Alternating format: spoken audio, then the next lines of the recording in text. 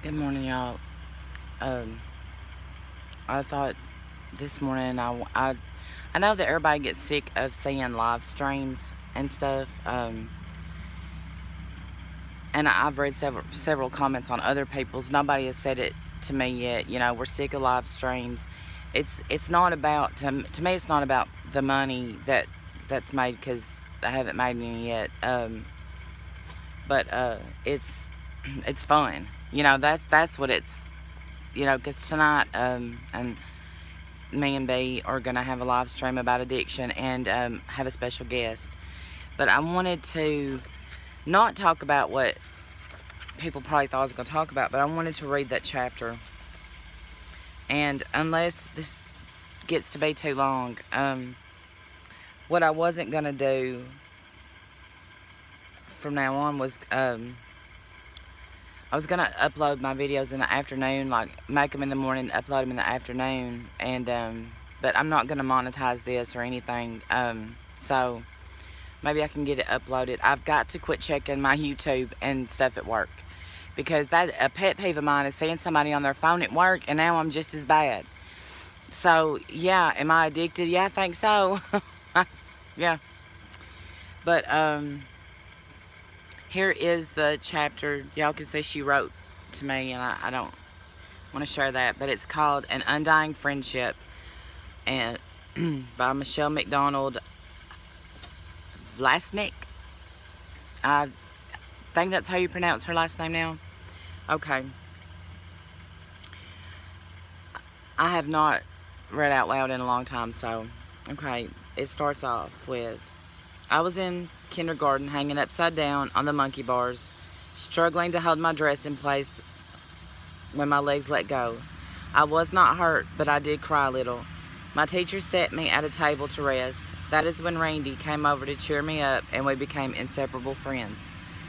Randy Parker, the blonde, green-eyed boy with the raspy voice, happened to be the boy next door, living kitty corner across the road from me.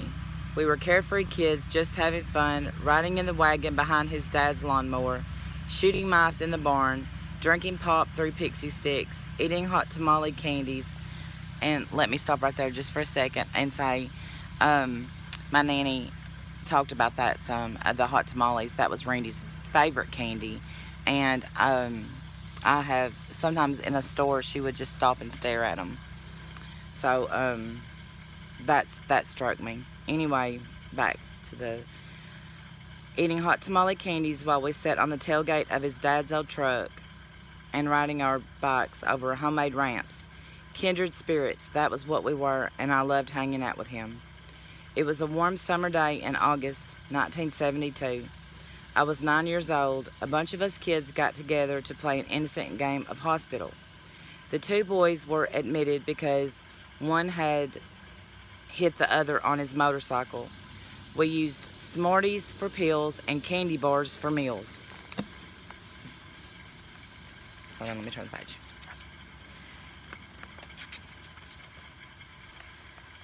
These were a child's cure for all illness. Well, the game grew long and patients grew tired of the pretend play. To end his role in the game, Randy said, "Just pretend I died." Little did I know how eerily haunting this game would become as part of my memory of this day.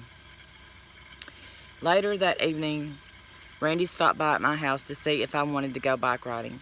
My little cousin and sister wanted to tag along.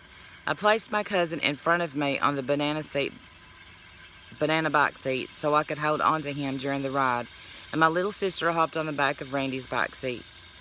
At the last minute, I decided that my little cousin should stay home, and I told my sister to ride with me.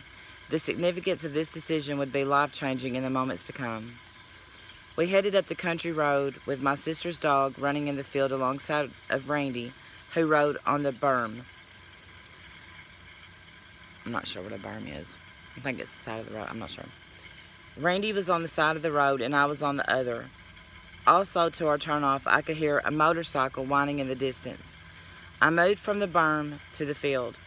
Randy was crossing the road to join me when suddenly the motorcycle rounded the blind curve, hugging the center line.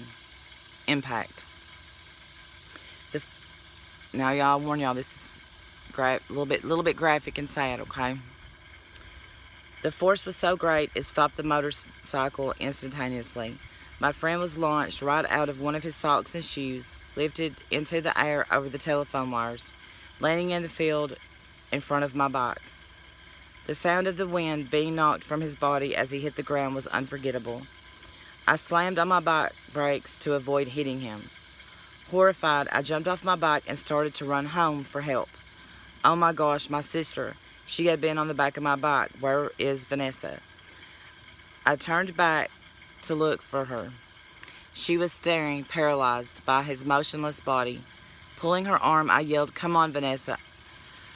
I began once again to run home for help. Everything was moving in slow motion with fog etching the corners of my view.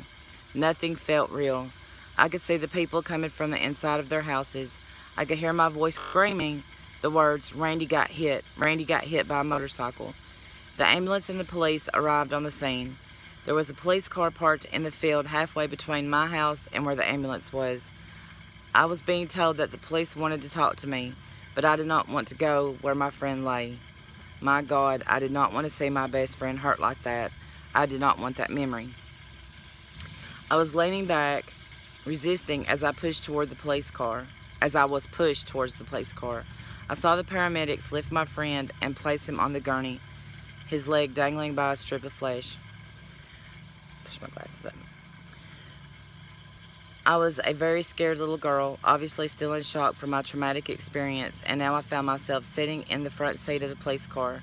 The voice of the policeman asking his questions was a distant muffle in my ears as I looked down at my blood-spattered legs and flicked a piece of my friend's skin off my knee and watched it stick to the car dash.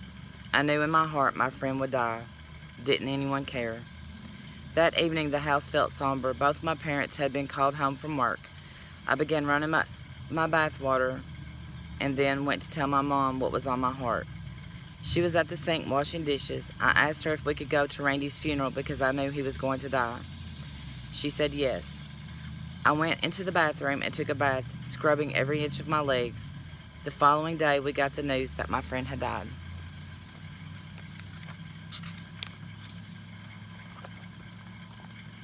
Sometime between his death and his funeral, Randy came to visit me. It was like a dream, but different. It was a place in space, maybe like a starless night.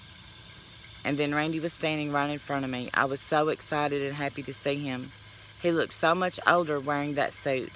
I had never seen him dressed that way. Heck, he had always worn play clothes, cut-off shorts, and a striped t-shirt, and he was usually barefoot. This night he had on a dark suit with a white dress shirt, a striped tie, and he was not wearing any shoes. He just had on a pair of white tube socks.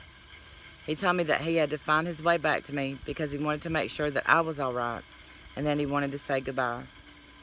I was so happy to see him. I loved my friend so very much. The visit was too short. Don't go, Randy. Please stay a little while longer. I woke up crying. My spirit felt broken and my heart ached. My mom held my hand as we walked up to Randy's casket at the funeral parlor. He looked like he was 16 years old, even though he was only 9. Just like in my dream, he wore a dark suit with a white dress shirt and a striped tie. I looked down towards his feet, but the lower half of the casket was closed, so I could not see what kind of shoes they had put on him. I stood there for a while, just missing my friend, wondering, will my heart ever stop hurting? I saw his parents in the front row. Mr. Parker was a big, tall man, but today he was hunched over and sobbing, and Miss Parker hugged him.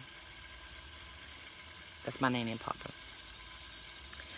I wanted so much to go over and hug him too. His pain was deeply felt, and my heart ached for him. The week after the funeral, I took my purple Huffy bike into the house and stood it at the top of the basement stairs and let go. I watched it bump down the wooden steps and crash at the bottom. Then I closed the basement door and I locked it. It took me about a week to muster up enough courage to ask Randy's sister what kind of shoes they had buried him in. I did not want to make her feel any sadder, but I really needed to know if he was actually just wearing white tube socks, as I had envisioned. She said that he had been. Everything matched exactly how I seen him when he came to make sure that I was okay and say goodbye. It turned out that this would not be my only time Randy would appear to me. The only time Randy would appear to me. Sometime after Randy's death, I was sitting in my dad's recliner watching television when I saw someone riding a bike in front of our house. It was Randy, plain as day, riding his bike on the road. I jumped up and went to the giant picture window to see him. I watched him turn right into our driveway and disappear halfway up to the house. I was ecstatic. I ran to tell my mom, who insisted I had been dreaming. But I knew, as I have known since I was 3 years old, and first began to see spirits, that it was Randy coming to visit me, as he had so often in life. Randy even came to me through a song called Seasons in the Sun by Terry Jacks. Even today it touches my soul when I hear it, knowing that it came from my friend. Pure joy is what my soul felt whenever I was around my friend. Even after his death, he has been my greatest teacher. He showed me unconditional love and honored every aspect of my being. I know what having a free spirit feels like because of him. The feeling has been my compass through my life's journey, leading me to the rediscovery of my authentic self. I am grateful for the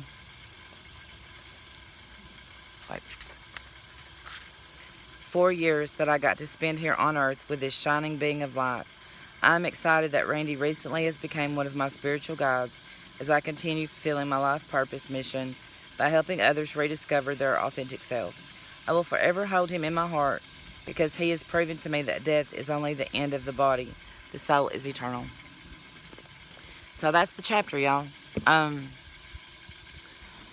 That's, like I said, what made it real, the wreck and everything. She believes in spirits, that she's a very spiritual person. I don't really know her that well, just through some messages and stuff, but she's very kind. And some people have even messaged me and told me they bought the book. I haven't read the whole book yet. I'm going to. I just really, of course, got stuck on that chapter. But if y'all have hung in here with me this long, I appreciate it. Thank you for listening, and I will see y'all tonight on the live stream. Have a great day. Bye, y'all.